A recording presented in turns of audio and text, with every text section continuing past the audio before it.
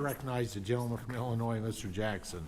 Thank for you, 5 Honorable minutes. Chairman Thompson. Thank you, Ranking Member Craig, and distinguished members of this committee. Thank you, Secretary Rollins. I look forward to working with you Me too. in the months and years to come. You're head of a department with a budget of hundreds of billions of dollars, over 100,000 employees, 4,500 offices, That's right. 29 different agencies, and so the job is enormous, and I come here not to fix blame, but to seek solutions. Madam Secretary, your department proudly announced in a May 1st press release that it has terminated over 3,500 contracts and grants totaling over $5.5 billion and canceled nearly 1,000 trainings to eliminate quote-unquote woke DEI initiatives. For the record, does the United States Department of Agriculture under your leadership have an official written definition of DEI? I'm a bit confused. One that would stand legal scrutiny under the Administrative Procedures Act that you used as a specific uniform standard to justify these cancellations? I believe that we do, sir, but let me check on that, and I will circle back to your office, and we can talk directly. Okay, thank you. I've not been able to find one. I reached out to the office starting in February.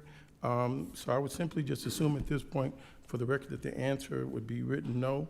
Under the Administrative Procedures Act codified at Section 5, U.S. Code 551, agencies' actions cannot be arbitrary and capricious, yet we see some of the terminations of these programs without a single written guiding principle. So we have to make sure that this is codified into law.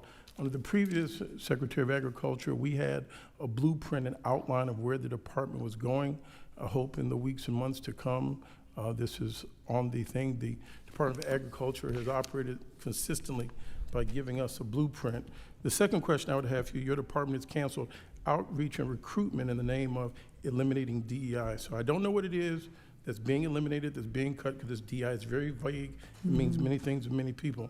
And so if you exclude the longstanding federal hiring initiatives like the Veterans Recruitment Appointment Authority or the Schedule A Hiring or Authority for People with Disabilities, both of which are designed to create a more diverse and inclusive federal workforce, would you agree that's a noble goal?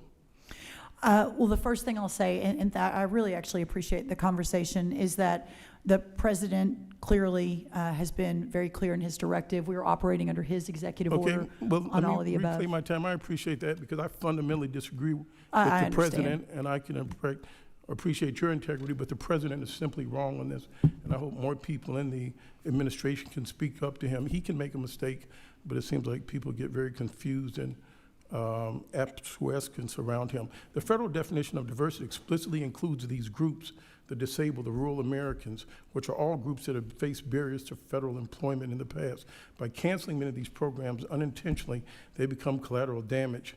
And so I would like to make sure that we continue to broaden the workforce and pull as many people in. Also, we've talked about now, I see in this declaration about meritocracy. You say your department now operates on meritocracy. Yes, sir. Are you aware that the 9 merit system principles codified in Section 5 of the U.S. Code 2301 already exist to ensure fair and merit-based hiring free from political influence? That's already baked into this. I don't know why there's new emphasis on saying there's meritocracy. Does the USDA, under your leadership, have an official written policy defining what constitutes merit that supersedes or replaces these congressionally mandated principles? We already have them in the documents. I am not aware of that, but I'm really glad, again, for this conversation. My commitment is to look at that very closely. Obviously, I'm a big believer in the president's vision on this and the meritocracy approach, but it's a fair question. How do we define that, and what does that look like? Okay, and that'll be on Section 5. So these terms that mean woke and so forth. There's another term that the have on your website regarding color blindness as a goal that you have. Did someone put into the record that color blindness is a physical impairment, or is there a new definition of what color blindness means? Is that an asset? Can you help me define what is color blindness and the values or merits of it?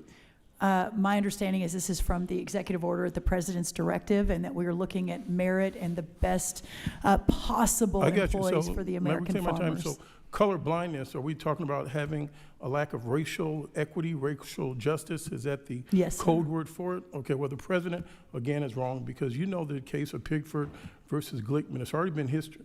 Are already been documented that there's been a history of racial discrimination, prejudice, and racism. It's already had lawsuits filed and settled by farmers, African American, Latino, and indigenous, that did not have fair access to the resources of our agency. So I don't want to fix the blame, I want to fix the problem.